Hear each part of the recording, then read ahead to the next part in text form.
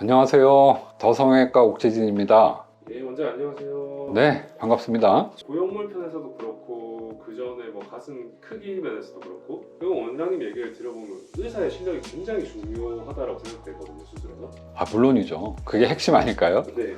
근데 이제 제 주변에도 그런 친구들이 많아요. 요즘 의사분들 유튜브를 되게 많이 하다 보니까 이런 지식들을 보고 그럼 나는 뭐 이 회사 고형물 이 사이즈 그냥 수술하면 되겠냐고 낙삼대를 찾는단 말이에요. 그래서 오늘은 좀 이 사람들에게 의사의 실력이 중요한 이유에 대해서 좀 얘기를 해보려고 하거든요. 네. 원장님 생각할 때 딱 봤을 때 좀 실력 있는 의사다라고 하는 사람은 어떤 의사일까요? 그냥 명확한 거죠. 제가 보면 그건데요. 처음에 우리가 수술을 할 때는 수술하면 생길 수 있는 부작용, 합병증 이런 게 있잖아요. 그런 걸 말하기를 주저하는 분들이 있어요. 환자한테요? 네. 이런 걸 말하면 이분이 수술을 안 하지 않을까 걱정을 하는 거죠. 수술을 해야 되니까. 그래서 뭔가 쭈삣쭈삣하고 그렇지만 굉장히 경험이 많고 실력이 있다면 정확하게 설명을 합니다. 이유는 뭐고 그런 일은 왜 생길 수 있고 그런 일이 생긴다면 어떻게 할 건지 또 그런 일이 생기는 확률은 얼마나 되는지 이런 것들은 이제 명확하게 설명할 수 있을 것 같고요. 가장 많이 느끼는 게 이제 재수술 같은 걸 할 때인데요. 재수술을 하시러 오시는 분들은 많이 힘드셨잖아요. 그동안 고생도 네. 많이 했고 내가 그전에 나랑 잘 안 맞는 선생님한테 수술을 받아서 이렇게 됐나? 이번에는 정말 괜찮은 선생님을 찾을 거야. 그래서 물어보는 것도 많고 걱정도 많으세요. 그분들은 뭔가 보장을 받고 싶은데 선생님들은 보장을 하고 싶지 않아요. 보장을 했다가 잘못된 거를 내가 다 뒤집어 써야 되는 거 아닐까? 이런 걱정들이 있거든요. 그런데 제가 생각하는 실력 있는 의사라 그러면 그런 순간에 되는 건 뭐고 안 되는 건 뭐다. 되는 건 이래서 되고 안 되는 건 이래서 안 된다. 위험은 뭐고 그런 위험의 확률은 뭔데 생기면 어떻게 할 거다. 그리고 당신은 어느 부분은 어느 정도까지 좋아질 수 있고 어느 부분은 안 좋아지는 거다. 감수해야 된다. 라는 얘기를 정확하게 가려서 할 수 있다 그러면 그분은 아마 실력 있는 의사일 겁니다.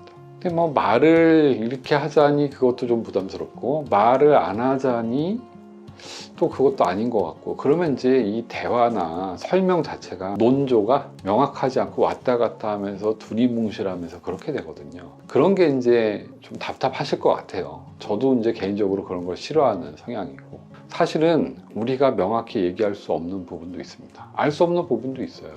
그러면 그거는 이러이러해서 알 수 없다고 얘기를 해야 되는데 그런 부분이 대부분이다. 그러면 뭐 어느 길로 갈지 모르는데 어떻게 그 의사를 믿고 가겠습니까? 대부분은 다 길을 알고 이렇게 가는데 가다 보면 이런 난제를 만날 수도 있어. 그런 난제를 만났을 때 나는 옆으로 돌아갈 거고 아니면 이쪽으로 갈 거야 라는 얘기까지 여러분들이 들을 수 있다면 그게 보장이 아닐까?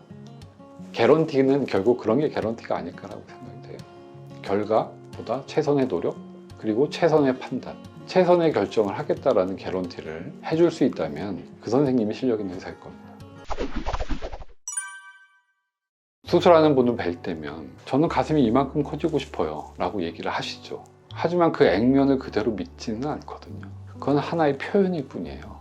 그 안에 있는 실상 바램은 굉장히 다양합니다. 사실은 한 번도 가슴이 커본 적이 없어요. 근데 병원에 와가지고 브라 안에 무슨 사이즈 같은 걸 탁 넣고 거울을 보더니 이 가슴 마음에 드세요? 이 가슴이 마음에 드세요? 했단 말이에요.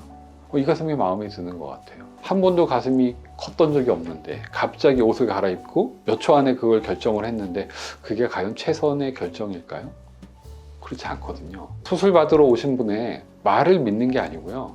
그 표정, 얼굴에 스쳐가는 눈빛, 그래서 그 안에서 느껴지는 뉘앙스가 있어요. 그걸 찾으려고 노력을 많이 하거든요. 근데 오랫동안 상담을 해보니 결국은 그게 가장 잘 맞는다라는 느낌이 듭니다. 그래서 그걸 하나의 데이터로 활용을 해서 제가 얘기를 할 뿐이지 그 선택을 환자분이 하게, 수술 받는 분이 하게 하지는 않거든요. 마찬가지일 것 같아요.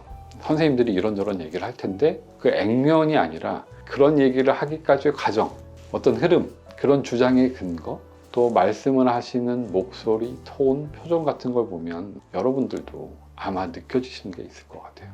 그 안에서 진정성이 느껴지고 실력이 느껴진다 그러면 수술을 하시면 되는 거고 그게 잘 모르겠다 그럼 더 고민을 하셔야죠. 왜냐면 이건 급한 수술은 아니잖아요. 한 달 뒤에 해도 돼요. 6개월 뒤에 해도 돼요. 물론 이쁜 가슴을 조금 더 빨리 얻으면 좋지만 뭔가 명확하지 않은데 막 갈 수는 없단 말이죠. 갔다가 돌아오긴 어렵습니다. 더 많은 시행착오를 거쳐야 되고 더 많은 에너지를 소비해야 되거든요. 그럼 이거는 또 이제 좀 개인적으로 궁금한 건데 원장님도 처음 의사 시작하실 때랑 지금이랑 실력이 엄청 다르실 거잖아요. 네. 지금이 더 잘하시죠? 아무래도 경험이 쌓였잖아요. 네. 사실은 우리가 책에서 알 수 있는 건 좀 제한적이거든요. 제가 후배들을 만나면 가끔 하는 얘기는 수술 받으러 오신 분들이 가장 좋은 선생님입니다. 우리가 수술을 하면서 예기치문한 문제들을 생기고 그런 문제를 극복하기 위해서 수술장에서 고민을 하던 수술 끝나고 고민을 하던 답을 찾으려고 노력을 하거든요. 답을 찾기가 어려운 경우도 많아요. 알 수 없으니까 나 안 찾을래 이런 사람이 있고 그걸 찾기 위해서 계속 노력하는 사람이 있다 그러면 1년, 2년, 3년, 5년, 10년이 지났을 때 그게 쌓이니까 차이가 많이 나겠죠. 그럼 이제 막 시작한 의사에게 받아도 되는지 뭐 어떻게 설명을 할까요? 수술을 누군가 한 번 해봤다. 100번 한 사람보다 잘하기 어렵습니다. 네. 근데 한 10,000번 했다. 그 사람은 20,000번 한 사람보다 잘할 수도 있어요. 그러니까 이게 딱 비례하는 건 아니거든요. 정비례하는 게 아니에요. 네, 그러니까 어느 정도의 경험이 필요한 건 사실이고요. 하지만 어느 정도의 경험이 있다 그러면 그 사람이 그 100번을 하든 1000번을 하든 10,000번을 하든 그 안에서 어떻게 수술을 준비하고 노력했고 그 결과를 어떻게 분석하면서 스스로에게 피드백을 줬는지에 따라서 많이 다를 것 같고요. 경험이 없는 선생님이지만 또 열심히 공부하고 수술 받으러 오신 분들한테 잘 설명하고 자기가 할 수 있는 거에 한계에 대해서 얘기를 했다 그러고 여러분들이 믿음이 간다면 수술을 하실 수 있을 것 같아요. 그러면 이제 마지막으로 원장님께서는 예전에는 어떤 의사가 되고 싶으셨고 지금 앞으로는 어떤 의사가 되고 싶으신지. 저는 제 개인적인 성향이어서 그랬는지 모르겠는데요. 뭔가 새로운 거에 도전하는 거를 좋아했어요. 풀리지 않는 숙제가 있거나 난제가 있을 때 그걸 도전하고 싶었거든요. 그래서 그걸 해결해 줄 수 있는 의사가 된다면 스스로 굉장히 의료인으로서 뿌듯할 것 같다는 생각을 많이 해서 사실은 뭐 재수술이나 뭐 재건수술이나 아니면 여러 번 수술해서 안 된다고 했을 때 여기저기서 수술을 꺼려 할 때 제가 안 된다고 보낸 적은 없었던 것 같아요.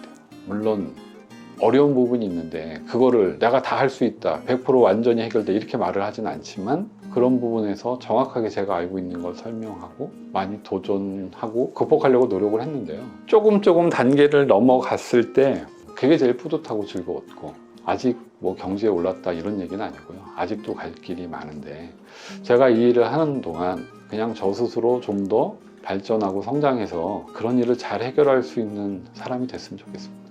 감사합니다. 더성형외과 옥재진이었습니다.